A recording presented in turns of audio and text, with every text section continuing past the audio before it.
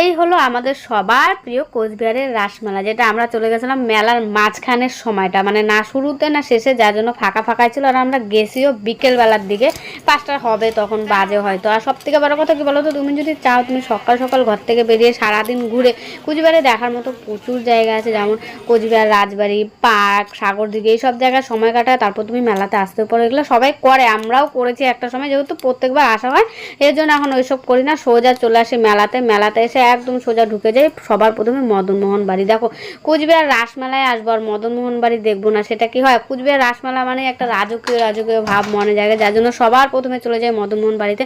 মদনমোহন বাড়িতে আমার খুব ভালো লাগে, প্রত্যেক বছর এই জায়গাটা সময় কাটাতে ইচ্ছা করে। কিন্তু সব থেকে বড় কথা হলো এবারে রাসটা, আরে মানুষ রাস আগে টানবে তারপর তো ঘুরবে।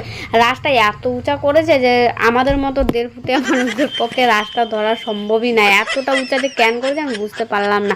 তো যাই হোক, এইখানেও দেখার মতন প্রচুর জিনিস আছে এই মদনমোহন বাড়ির ভেতরে। যারা প্রথম প্রথম আসে তারা হয়তো সব খুঁটিয়ে খুঁটিয়ে যখন দেখে না, এই জায়গাটায় তোমাদের 1-1.5 ঘন্টা সময় লেগে যাবে। আমাদের এখানটায় বেশি সময় আমরা দিই না, যেহেতু আমরা জানি কোথায় কি বানানো আছে, কি কি করে, কোথায় পুতনা দেওয়া, কোথায় কি দেওয়া, সেই জন্য এইসব জায়গা থেকে কেটে সবার প্রথমে দেখো এই জায়গাটাই দেখা। এই জায়গাটা যদি তোমরা মনে করো দেখবে মিনিমাম 15 থেকে 20 মিনিট লাগবে। এত সুন্দর সুন্দর হাতের কাজ ছোটো ছোটো বাচ্চারা করেছে না, দেখার মতন। আমাদের মতন তো আর সবাই অকর্মের ঢেকি না, সবাই যে কাজ করে এই জায়গাটা আসলেও বোঝা যায় যে বাচ্চা কাচ্চারা আজকালকার কতটা অ্যাক্টিভ, আমাদের মতন আলসতা নেই। তো এই জিনিসগুলো যদি তোমরা দেখতে চাও সেখানে তো সময় লাগবে, কিন্তু আমাদের কাছে তো সময়টাই কম রে ভাই। আমরা যাই মেলার মধ্যে ঘুরবো, কিনবো, খাবো, মেলা মানে তো অবশ্যই সেইটাই। তো এইখানটায় দেখো গোপালটাকে কি সুন্দর বসিয়ে রেখেছে চারোদিকে টপ দিয়ে। আর এই হলো মদনমোহন বাড়ির মেন মন্দির, ওখানে গোপাল রয়েছে। আর এইখানটা হয়েছে প্রোগ্রাম স্টেজ করেছে, এখানে নানান মানে এক এক দিন এক এক রকম প্রোগ্রাম হয়। এটা আলাদা মদনমোহন বাড়ির ভেতরের স্টেজ, বাইরে আবার মেলার ভেতর আরেকটা স্টেজ আছে যেখানে তোমার বড় বড় ফাংশন প্রোগ্রামগুলো হয়, যেখানে তোমার ওই যে নন্দী সিস্টার এসেছে, তারপরে কেশব দে এসেছে, সেই সবটা আলাদা। আর ওইখানটা যেটা দেখলে ওখানে তোমার যাত্রাপালাগুলো হয়। তো ওখান থেকে বেরিয়ে আমরা মেলায় চলে গেছি, খাওয়া শুরু করেছি। মেলা মানে তো খাওয়া, আগেই বললাম খাওয়া দাওয়া করো, কেনাকাটা করো, এই হলো মেলা।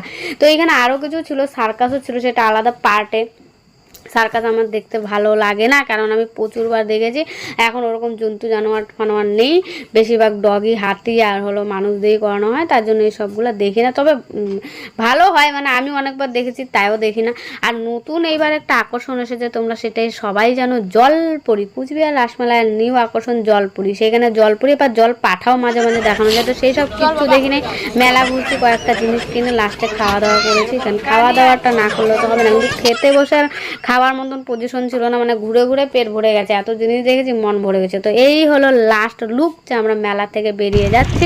আর মেলা থেকে বেরিয়ে গেছি তখন কয়টা বাজে, 8টা হবে। দেখো দেখে মনে হচ্ছে কত রাত্রি, বাপরে বাপ। আসলে এই জায়গাটা ফাঁকা জায়গা, যার জন্য এত রাত মনে হচ্ছে। আর এত ঠান্ডা, আমি তো বুঝতেই পারিনি। একটা সোয়েটার পরে আসছি, মনে হচ্ছিল জ্যাকেট ফ্যাকেট পরলেও ওই জায়গাটা কম মনে হবে, এতটা ঠান্ডা। কুয়াশা মোবাইলে বোঝা যাচ্ছে না, কিন্তু বিশ্বাস করো ম্যাক্সিমাম ঠান্ডা ছিল, ম্যাক্সিমাম। তো বাড়ি আসছি আমরা প্রায় 9টা নাগাদ হবে। তো যাই হোক, এই ছিল আজকের ভিডিও।